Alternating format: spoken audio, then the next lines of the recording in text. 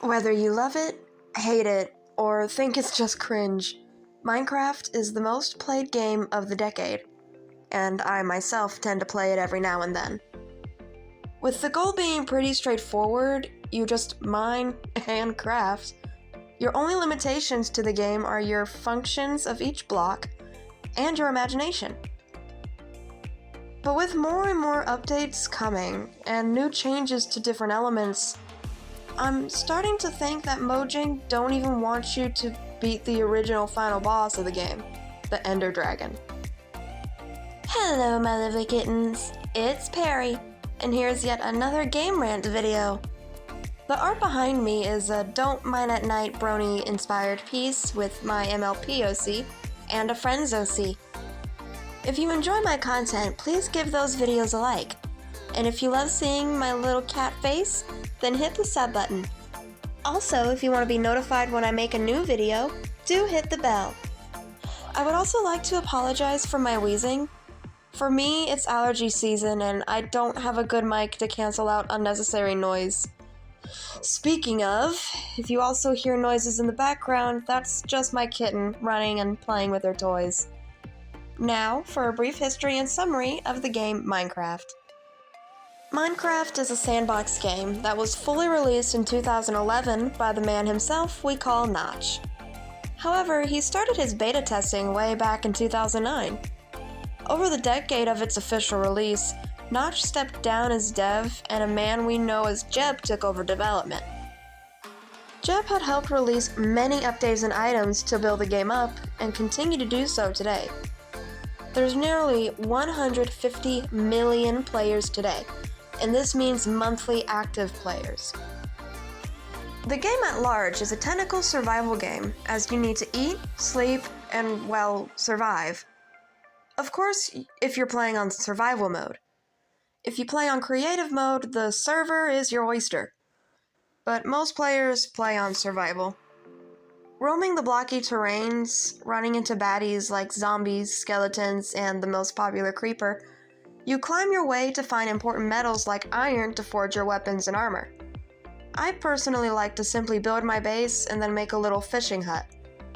Fishing is my favorite side thing to do in Minecraft, as you don't know what you're gonna grab. When majority of the items are fish, like cod or salmon, you could also fish up bones, lily pads, potion bottles, or enchantment books. Enchantment books are one of the most important items in the game. These books can be used on your tools and armor.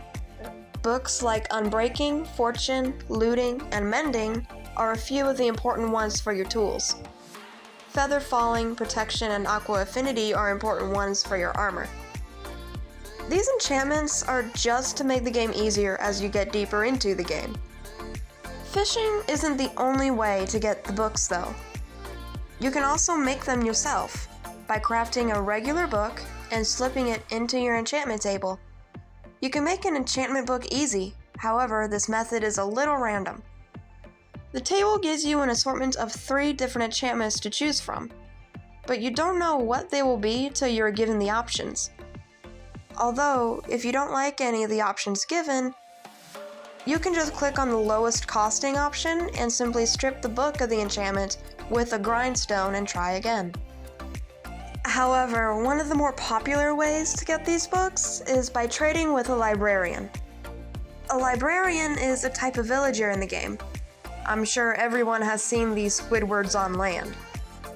Librarians can be found or created along with shepherds, fletchers, toolsmiths, butchers, and more. Each villager will ask for something and in return will give you an item you would want. A villager isn't set on what he wants to sell you.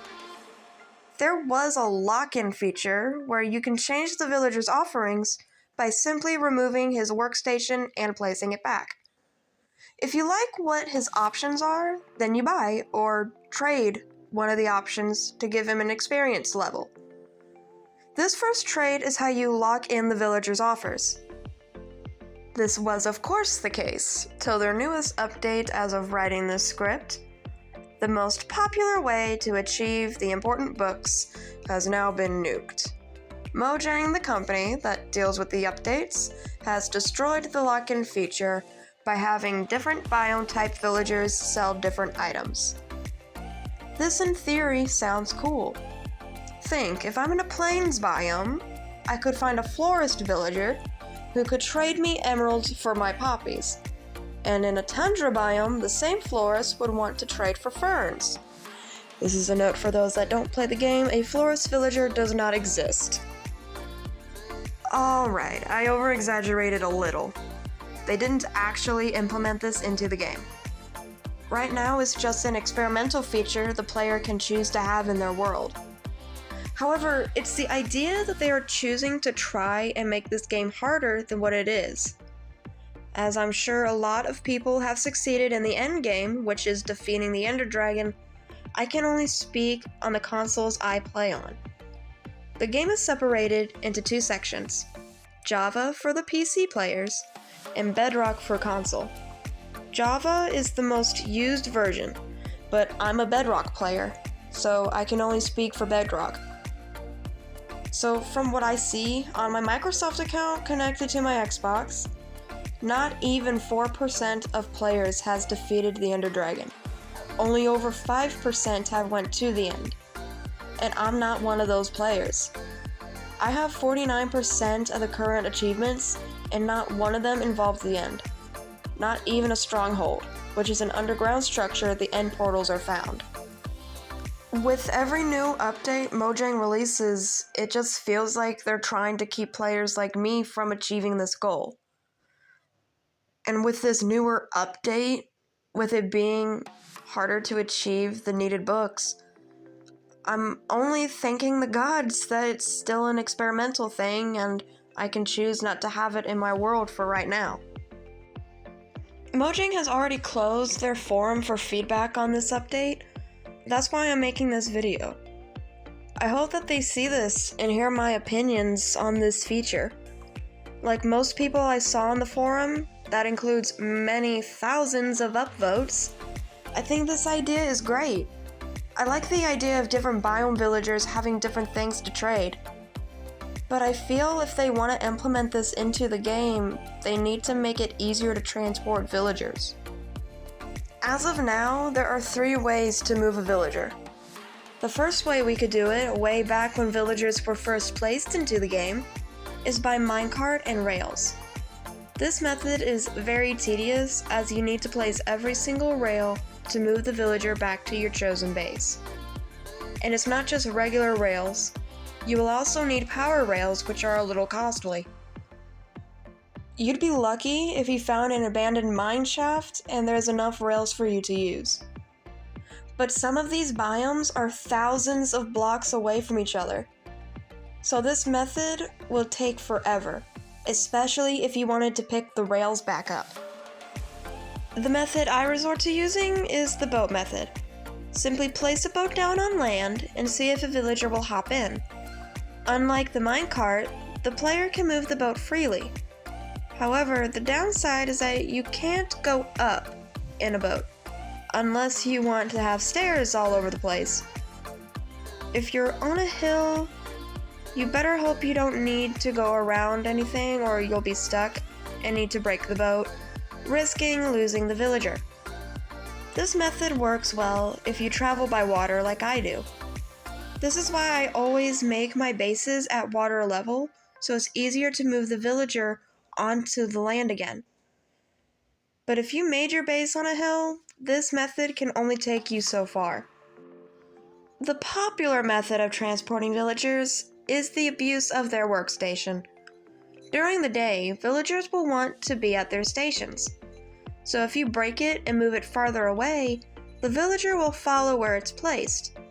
This, however, is also very tedious, but it only requires 2 workstations to replace each other. Seems to be similar to the minecart method, but is a lot easier. I will need to put into perspective on the distance for those who don't play. If a biome with a village is 4,000 blocks away from my base and I head straight there, sprinting can take me but so far. You'll need to stop and eat to refill your stamina, and even if you have a horse, you can only hope it's a fast one.